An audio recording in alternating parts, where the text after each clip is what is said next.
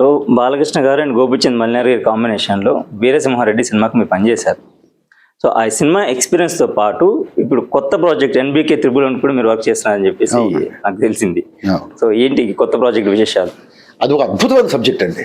NBK triple one. NBK triple one అనేది అసలు next level subject. అది అసలు రేపు పొద్దున సినిమా రిలీజ్ అయిన తర్వాత షాక్ అవుతారు అందరూ. అటు బాలయ్య బాబు ఫ్యాన్స్ కానివ్వండి, తటస్థులు కానివ్వండి, సినిమా అభిమానులు కానివ్వండి, అందరూ అందరూ అసలు ఆ సినిమా చూసిన తర్వాత ఒకసారి చూసిన వాడు ఇంకో 2-3 సార్లు గ్యారెంటీకి చూస్తాడు. ఓకే. ఒకసారి చూసిన వాడు ఒకసారి చూసి వదిలిపెట్టాడు, ఇంకో 2-3 సార్లు ఆ సినిమా చూస్తాడు. తనతో పాటు ఇంకొంతమందిని తీసుకెళ్లి ఆ సినిమా చూపించడం అనేది ప్రైడ్గా ఫీల్ అవుతాడు. ఓకే. తను చూడటమే కాదు, ఇంకొంతమందిని తీసుకెళ్లి ఆ సినిమా చూపించడం అనేది ప్రైడ్గా ఫీల్ అయ్యే సినిమా అది. ఆ సినిమాకి పనిచేసిన ప్రతి ఒక్కరూ కూడా ఎస్ ఈ సినిమాకి నేను పనిచేశాను అని ప్రౌడ్గా చెప్పుకునేటువంటి ఒక సినిమా అది. ఓకే. సో ఇందులో బాలయ్య గారు డ్యూయల్ రోల్ అని చెప్పేసి మనకు దాన్ని వాళ్ళు రీచ్ చేసిన దీంట్లో తెలుస్తుంది పోస్టర్ ద్వారా. సో 2 క్యారెక్టర్లు ఇందులో అదే చూస్తారుగా. అది అయిన ముందే ఇప్పుడు మనం చెప్పకూడదు అనమాట. ఓకే. అది డైరెక్టర్ చెప్పొచ్చు, ప్రొడక్షన్ హౌస్ చెప్పొచ్చు, నేను చెప్పకూడదు.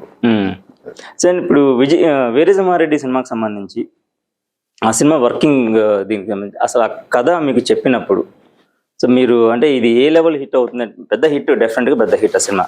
సో ఆయన గోపిచంద్ మల్లినార్ గారు మీకు కథ చెప్పినప్పుడు సో మీరు ఏం ఫీల్ అయ్యారు ఆ సినిమా గురించి? ముందే నేను కథ చెప్పగానే చెప్పానండి పెద్ద హిట్ ఈ సినిమా అని. సార్ నా జడ్జిమెంట్ మ్యాక్సిమం కరెక్ట్ అవుతుందండి. నా తెలిసిన ఇప్పటిదాకా నా జడ్జిమెంటు నేను ఫ్లాప్ సినిమాలకు పనిచేశానేమో తప్ప ఫ్లాప్ సినిమాలు కూడా పనిచేశాను నేను, సమస్య లేదు. అయితే పనిచేస్తున్నప్పుడే ఆ సినిమా ఫ్లాప్ అవుతుందని నాకు తెలుసు, నాకు అర్థం అవుతుంది. ఓకే. నేను అతిశయోక్తిగా చెప్పడం కాదు.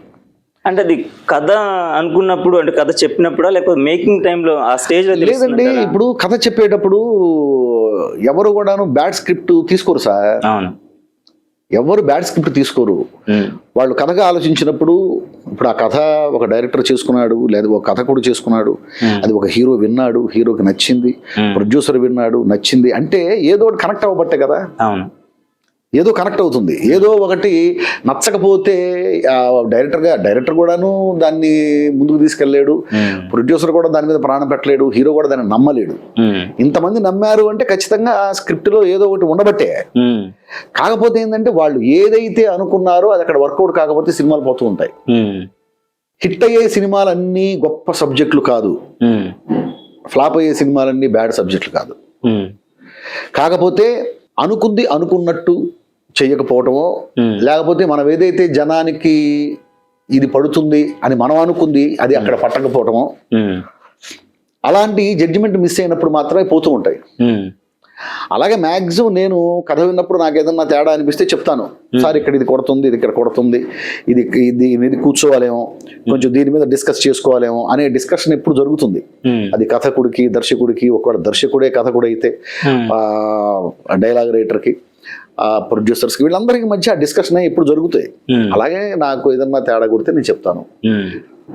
అయితే ముందు చెప్తా, చెప్పినప్పుడు వాళ్ళు తీసుకుంటే ఓకే, తీసుకోలేదు నన్ను కన్విన్స్ చేయడానికి ట్రై చేస్తున్నారు. ఇక్కడ 2 ఉంటాయి. ఆ ప్రాజెక్ట్ వదులుకోకూడదు అనుకుంటే చేసేస్తాం, నేను చెప్పకపోతే తప్పు, చెప్పాగా డెఫినెట్గా మీ బాధ్యత ప్రకారం ఇది మార్చుకోవాలని చెప్పేసి మీరు చెప్పాగా. చెప్పకపోతే ఖచ్చితంగా నేను తప్పు చేసినట్టే, గ్యారెంటీగా చెప్తాం. చెప్పకుండా మాత్రం నేను ఉండను. చెప్పిన తర్వాత కూడా వాళ్ళు తీసుకోవట్లేదు అనేది నాకు అర్థమవుతుంది. కానీ ఆ సబ్జెక్టు వదులుకోవడానికి లేదు కాబట్టి ఖచ్చితంగా దానికి ఒప్పుకుంటాం. మనం చెప్పేది చెప్తాం. ఇప్పుడు నేను కాదు ఒకళ్ళని తీసేశారు అనుకోండి, ఇంకోటి పెట్టుకుంటారు, వాళ్ళు తీయటం మానరు కదా, సినిమా మాత్రం కంప్లీట్ చేస్తారు కదా, అంతే కదా. వాళ్ళు తీయటం అయితే మానరుగా, నన్ను కాబట్టి ఇంకోటి పెట్టుకుంటారు. అవునా అండి మీకు సింక్ అవ్వలేదా, సర్లేండి అయితే ఇంకోటితో చేయించుకుంటా ఉంటారు, పక్కన పెడతారు, ఇంకోటి పెట్టి చేసుకుంటారు. ఆ ప్రొడ్యూసరు నేను చెప్పిన మాట విని ఆ ప్రాజెక్ట్ ఆపడు, హీరో ఆపడు, డైరెక్టర్ ఆపడు. కాబట్టి యాజ్ ఏ రైటర్గా నేను చేయగలిగింది ఏంటి, ముందు మనం చెప్పగలిగింది చెప్తాం. ఆ డైరెక్టర్కి వినే లక్షణం ఉంటే, అంటే నేను చెప్పాను కాబట్టి గుడ్డిగా వినమని నేను పొరపాటు కూడా చెప్పను.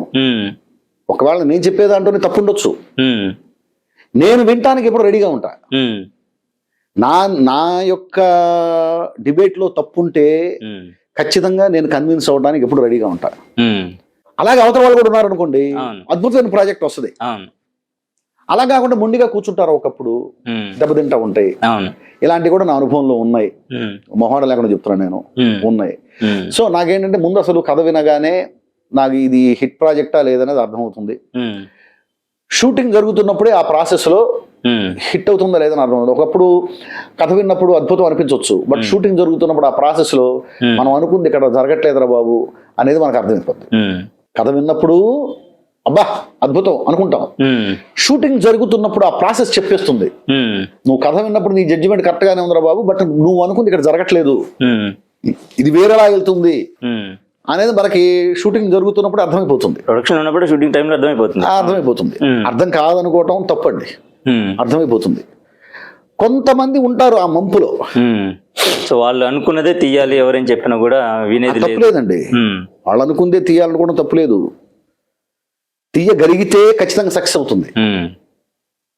తీయగలిగితే అంటే ఇక్కడ నేను ఎప్పుడు ఒకటే చెప్తాను సార్, ఒకటైతే గట్టిగా నమ్ముతాను నేను. ఒక దర్శకుడు ఒకటి నమ్మి చేస్తున్నప్పుడు తను నమ్మింది తప్పుని అతను నమ్మొచ్చు, కానీ నమ్మకం తప్పు కాకూడదు. కరెక్ట్. తప్పుని నమ్మొచ్చు, అతను నమ్మినప్పుడు దాన్ని ఖచ్చితంగా నాకు నచ్చేలా తీస్తాడు. నేను మీన్స్ ప్రేక్షకుడు కరెక్ట్. అతను గనక దాన్ని నమ్మి తీస్తే ప్రేక్షకుడికి నచ్చేలా తీస్తాడు. అది అద్భుతమైన కళాఖండం కావచ్చు గాక, బట్ అతను నమ్మలేదు, ప్రేక్షకుడికి నచ్చేలా తీయలేడు. ఓకే. ప్రేక్షకుడికి నచ్చేలా అతను గలగాలి అంటే అతను నమ్మింది నమ్మినట్టు మనకు తీయాలి. అతను నమ్మింది తీస్తే నాకు నచ్చింది తీస్తాడు. అతను తీసేదాన్ని అతను నమ్మకపోతే అది రామాయణం అయినా సరే నాకు నచ్చేలా తీయలేడు. ఓకే. అతను నమ్మాలి అంతే. సో అతను ఏదైతే నమ్మాడో దాన్ని తీయలేకపోతున్నాడు అనేది మనకు అర్థమైపోద్ది ప్రాసెస్లోనే. అతను ఏదైతే నమ్మాడో అతను నమ్మింది నమ్మినట్టు తీయలేకపోతున్నాడు అనేది మనకు అర్థమైపోతుంది. ఏదైతే మనం కథ విన్నప్పుడు మనకి అబ్బా అనిపించిందో అది ఇక్కడ రావట్లేదురా బాబు అనేది అర్థమైపోతుంది. అతను నమ్మాడు కరెక్టే, బట్ అది నమ్మింది తీయలేకపోతున్నాడు అనేది మనకు తెలుస్తుంది, అప్పుడే అర్థమైపోతుంది. సో ఇదంతా ఎందుకు చెప్తున్నా అంటే, వీరసింహారెడ్డి కథ విన్నప్పుడే ఇది అద్భుతం, సమస్య లేదు, ఇది గ్యారంటీగా అన్ని వర్గాల వాళ్ళకి నచ్చే సినిమా అవుతుంది. అందులో అద్భుతమైనటువంటి మాస్ ఎలిమెంట్స్ ఉన్నాయి, అద్భుతమైన ఎమోషన్స్ ఉన్నాయి, ఫ్యామిలీ సెంటిమెంట్ ఉంది, అన్నీ ఉన్నాయి. అందరికీ, కుర్రవాళ్ళకి కానివ్వండి, చిన్నపిల్లలకు కానివ్వండి, పెద్దవాళ్ళకి కానివ్వండి, లేడీస్ కానివ్వండి, అందరికీ నచ్చే ఆల్ ఎలిమెంట్స్ ఆ సినిమాలో మనకు కనిపిస్తాయి. ఇది పెద్ద హిట్ అవుతుందని చెప్పి అప్పుడే అనుకున్నాం. అది కరెక్ట్గా డైరెక్టర్ గారు ఏదైతే నమ్మారో, మేమంతా ఏదైతే నమ్మామో, డైరెక్టర్ గారు ఏదైతే నమ్మారో ముఖ్యంగా అది ఆయన కరెక్ట్గా తీయగలిగాడు, తీశాడు, తీస్తాడు. గోపీచంద్ గారి దగ్గర నేను చూసింది ఏమిటంటే 100% ఆయన అనుకున్నట్టు చేస్తాడు.